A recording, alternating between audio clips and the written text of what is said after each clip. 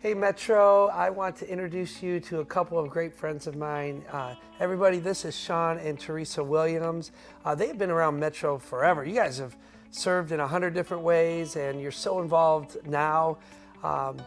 And you have quite a story when it comes to your married life, don't you? We do. Yeah. How long you guys been married? I'm going on 27 years this year. Woo, newlyweds. Yep. Yep. And it has been a bit of an up and a bit of a down. A bit of an up and a bit of a down for you guys. And why don't you tell us a little bit about that? What was it like at the beginning stages and what happened? Well, we got married. It was the newlywed phase, right? We were young in love. Things were new and fresh. And then I kind of got self-centered. I was very selfish in my personal desires. I was a workaholic. I was into sports. So if I wasn't working, I was gone from the home playing sports. Yeah. Left Teresa with, two beautiful girls at home to raise by herself, kind of like almost like a single mother. And how long did this period go? Oh goodness, it was probably a good 15 years of our marriage that it was like that. It was we were just surviving. We really weren't thriving at all. How did you feel, Teresa, during all of this? Because it went downhill pretty quick. It did. It was rough. Lonely, very lonely. He had a lot of expectations for me, and I never seemed to be able to meet them. And I was doing it on my own. Yeah. For the most part. And you're like, where's my husband? I thought we were a team. I thought we were together. And so, Shawn, you really vacated them. You were there providing and all that kind of thing, but you weren't there. Correct. In a lot of ways, it was the American marriage story. Oh, for sure. Yep. Literally millions of couples are just like this, and you're just kind of limping along. And when did you finally realize you were in trouble as a couple? Probably my 40th, maybe my 40th birthday. Well, I knew something was keeping us together. A lot of prayer. I'd been a Christian, but I knew our marriage needed God desperately, and I prayed a lot.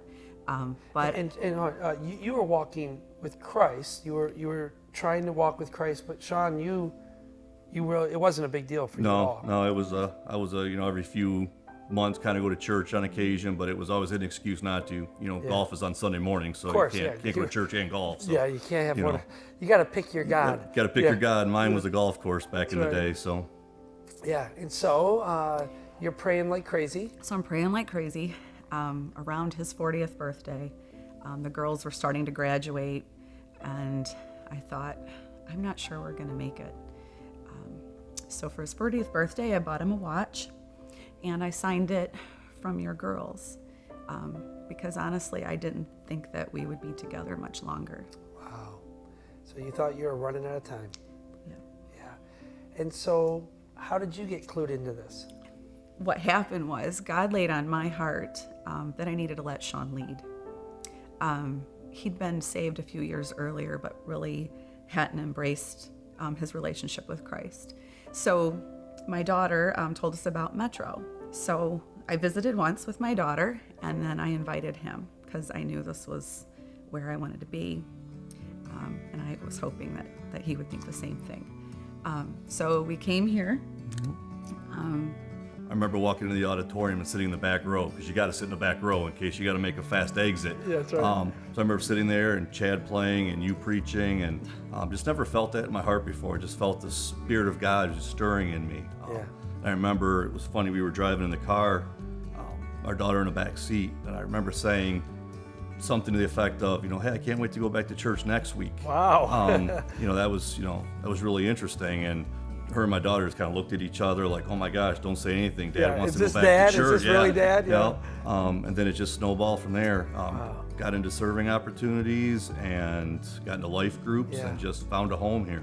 Because of the work of Christ and your involvement in the local church, your whole family is different. Your whole life, your whole marriage, and you're now part of the marriage mentoring team. And you guys mentor other couples in our church who are struggling a little bit and trying to help them along. And God has used you guys in some pretty incredible ways. And so if you had one piece of advice that you would give a couple, maybe a young couple or maybe a struggling couple, what would that be?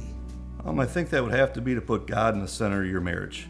When God's the focal point of your marriage, He will restore your marriage. Marriage is meant to thrive, not just survive. Yeah. And when God's in the center of it, He does wonderful, wonderful things. It's and He has different. done wonderful Yeah. things in our marriage. Thank you guys for being a great example to so many. Way to go. Thank you. And thanks for serving us.